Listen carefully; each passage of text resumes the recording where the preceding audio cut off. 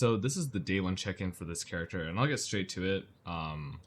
We'll talk about this guy, because the merc is actually much more important than the character, and you can see it's kind of intuitive. I'm using a Doriani setup on this, so with Doriani you just want to reduce resistances, and then I keep it alive with, I guess, kind of partially Dawnbreaker, a little bit of regen, which also reduces, the resist further. And this looks all cute and everything. And the coolest thing about this is not that it gives you a ton of damage, which is, what we would expect, but the cooler thing is that this thing stays alive. I've taken this thing into like every boss just about, and it tanks everything pretty okay except for like Awakener, where you can't sit still on that and you can't just like, face tank. But otherwise, it's really, really easy to set up. These rings are super cheap, there's a ton of them. Purgle's Toe also gives you lucky. And then Doriani's is very, very abundant for some reason this patch, and I don't really know why. And the rest of it is just looking for utility, because while he might do damage, I don't really know that he does. But I'm playing with a Templar guy. I do this for two main reasons. One is that he has like really good defensive stats for some reason.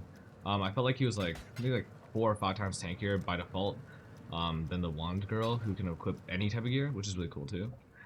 And the other reason why I'm playing with that guy is he's like stays still and just casts Absolution, so it's kind of easier to position him because I need the merc to be close to me and close to all the slow boss. Anyways, let's see what this actually does in POB. Because it's a lot. Let's say we took this character, right? Let's just say, for instance, it's unconfig, but this is an actual import of my current character. Let's say it has 100,000 DPS, right? My Doriani setup right now is going to take that down to minus 197. So this goes from 100k, and then set this, because a lot of the times these bosses are max res, right? 197. So it goes almost up to 1,000,000 already, right?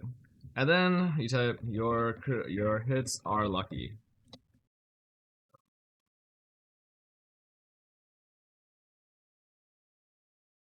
You know what? What does this actually say?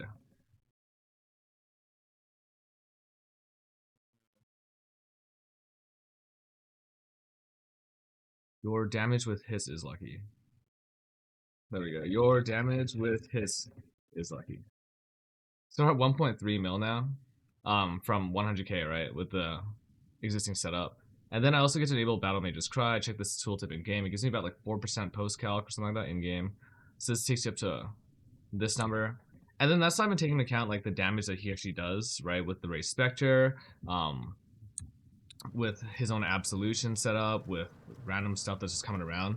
And I'm skilling all that because I'm also a champion and I'm using a massive smite. My smite is level 28 right now, so it's granting a ton of flat added for him. I got Creates the Term running. I guess that might be part of, what makes him really tanky, also my Fortify. But yeah, so there's all that. But basically, my setup at a baseline, without thinking about how much damage my merc actually does, is giving me 1,300% more damage at a baseline, which is like, just insane. And it doesn't die. Like he's died one time, and it's when I've been farming like really heavy juice delirium maps, which is kind of what I'll be doing. I did want to kind of stop and do this character snapshot right now because this character will look really different in about 2 to 3 hours. Because one of the cool things that you can do with this character is, I don't know why I see this a lot, but a lot of times you'll see people run Doriani setups, they'll just kind of be like, okay, now we can ignore all the rest stuff and play a important interrogation or something like that. But you can also just go like,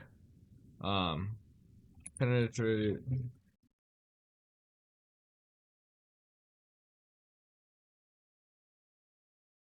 Let's see, what's the actual writing here?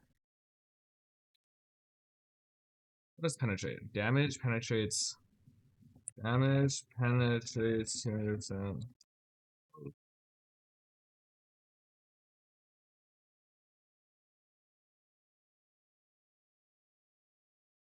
Hmm. 200%. This one. Fire.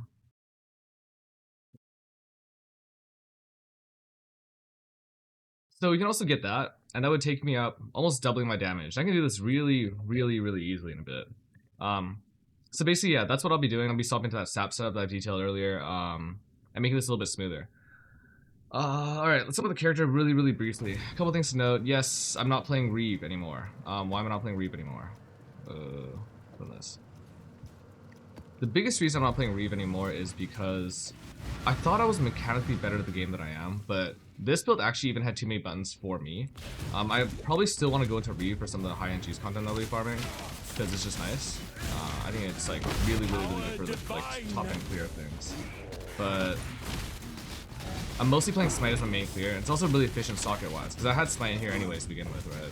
And now it's just living inside my March Legion, but I have a damage setup here.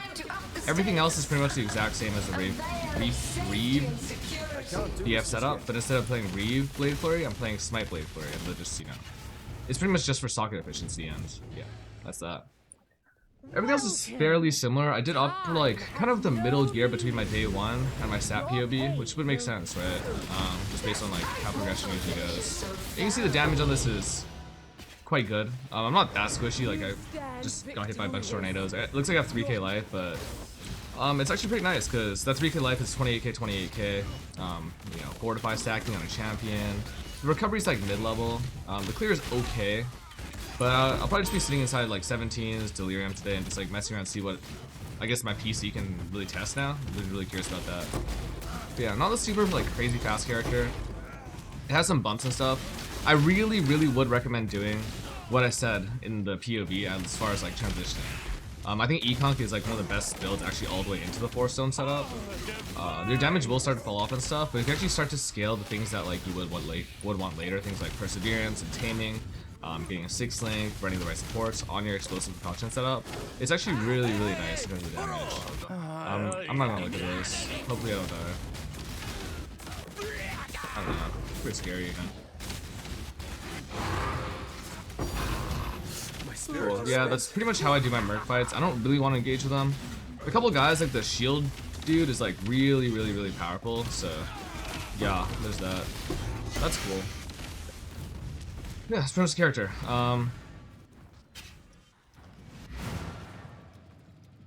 Yeah. I look really poor right now. I know.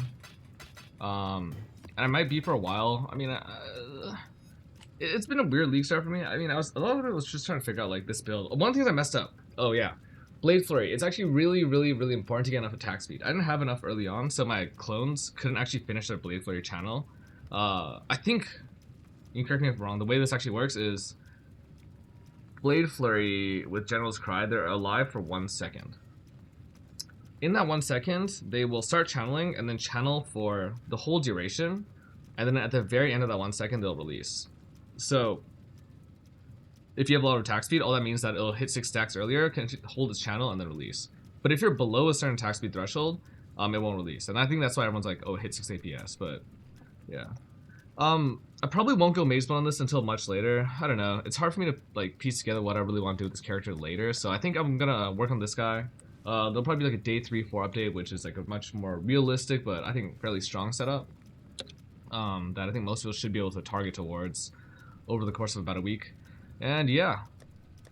If you have any questions about the build, let me know. I'm crit now.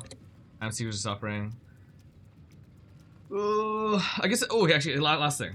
As far as swapping to crit, so imagine you're playing on the High-Ons POV, or like roughly similar, except you're playing with, you know, Smite Clear in your March Legion, right? And you want to swap over to crit. I think there's basically 2-ish things to think about. One is that you want a weapon with hits can be evaded. Now, Rutu recommended using Tempestuous Steel as like a low-end budget idea.